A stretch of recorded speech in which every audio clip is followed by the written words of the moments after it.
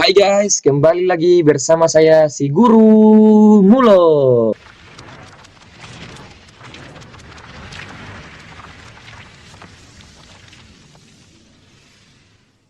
Assalamualaikum warahmatullahi wabarakatuh. Halo anak-anak, walau habari dan selamat berjumpa kembali di internet.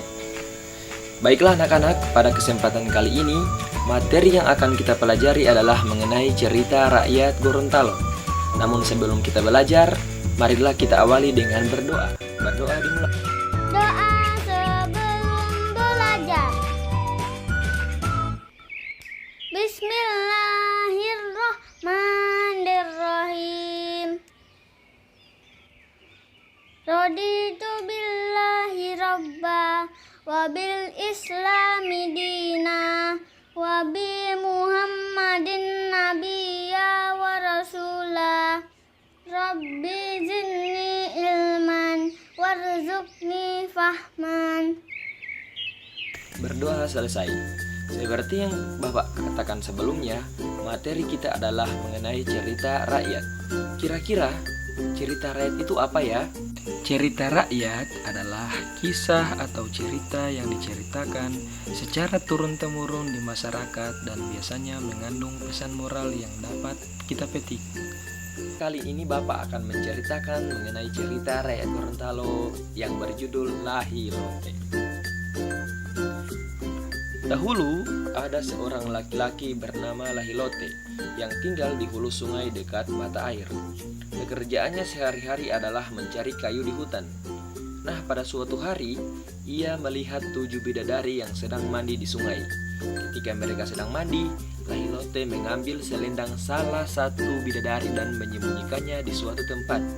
Setelah mandi, para bidadari yang biasanya pulang ke kayangan dengan menggunakan selendang mulai berbenah untuk pulang. Namun, salah seorang dari mereka tidak bisa terbang kembali ke kayangan karena selendangnya sudah diambil oleh Lahilote. Bidadari yang tidak bisa kembali ke kayangan, dia akhirnya dipersunting oleh Lahilote sebagai seorang istri. Waktu pun berjalan. Seperti biasanya, Lahilote mencari kayu di hutan. Ketika sedang membersihkan rumah, tanpa sengaja istri Lahilote yang ditinggal di rumah sendiri menemukan selendangnya yang hilang dalam tabung bambu. Ia sangat senang karena selendangnya telah ditemukan. Saat itu juga dia terbang ke tempat asalnya, yaitu kayangan. Lahilote yang merasa senang dengan hasil rotan yang diperolehnya sangat banyak, ia segera buru-buru ke rumah. Namun apa yang terjadi? Ketika dia pulang, kegembiraannya lenyap. Dia melihat tabung bambu sudah kosong dan istrinya sudah kembali ke kayangan. Lahilote sangat sedih dan dia bertekad untuk menyusul istrinya kembali ke kayangan. Dalam perjalanannya, Lahilote bertemu dengan seorang Pulahi, yaitu suatu suku yang tinggal di tengah hutan. Lahilote bertanya kepada Pulahi tersebut bagaimana cara ia dapat terbang kembali ke kayangan untuk menyusul istrinya. Sang Pulahi berkata, jika Lahilote ingin pergi ke kayangan, carilah rotan yang bernama Hutiamala. Pulahi berkata, rotan ini akan memberdumbu ke kayangan dan temukanlah istrimu di sana. Singkat cerita, Lahilote akhirnya berhasil menemukan Hutiamala. Dan dengan perjanjian yang dibuat dengan Hutiamala, Lahilote akhirnya dapat terbang ke kayangan dengan memanjat rotan Hutiamala yang tembus sampai di kayangan.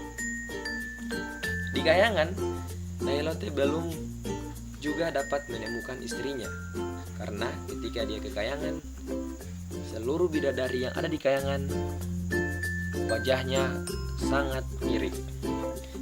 Lahilote pun kembali ke pintu gerbang kayangan. Dia bertemu dengan seorang kakek tua. Kakek tua itu membantu Lahilote dengan berkata bahwa jika ia ingin menemukan istrinya, ikutilah kunang-kunang yang terbang di dekat tubuh mereka. Bidadari siapapun bidadari yang dihinggapi oleh kunang-kunang, maka dialah istri Lahilote. Akhirnya Lahilote berhasil menemukan istrinya. Lahilote akhirnya tinggal di kayangan. Satu saat ketika dia sedang duduk bersama istrinya membelai-belai kepala Lahilote dan menemukan sebuah uban.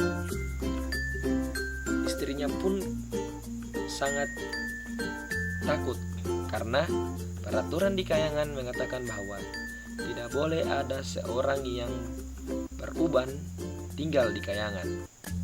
Lahilote pun menanyakan apa alasannya. Istrinya menjawab, apalah arti sebuah cinta kalau Tuhan sudah beruban? Dan apalah arti sebuah kayangan kalau Tuhan tinggal bayangan? Lahilote tidak menyangka akibatnya sungguh berat. Ia terpukul lalu ia pun turun ke bumi menggunakan sebilah papan. Sesampainya di bumi, Lahilote mengucapkan sumpah. Sampai senja umurku nanti, berbatas pantai Pohe berujung kain kafan, di sana telapak kakiku akan terpatri sepanjang nyaman. Lahilote bersumpah dengan menginjakan kakinya sekuat tenaga. Batu berbentuk telapak kaki itu dapat ditemukan di pantai Pohe, Gorontalo. Menurut kepercayaan masyarakat setempat, batu itu adalah telapak kaki Lahilote yang terbuang dari kayangan. Itulah cerita rakyat Gorontalo dengan judul Lahilote. Nah, tugas kalian yaitu yang pertama, tuliskan tokoh-tokoh apa saja yang ada dalam cerita Lahilote. Yang kedua, pesan apa yang dapat kita tarik dari cerita Lahilote tersebut. Yang ketiga, tulislah rangkuman singkat cerita Lahilote yang telah Bapak ceritakan tadi. Tugas dikirim lewat email dan terima kasih. Wassalamualaikum warahmatullahi wabarakatuh.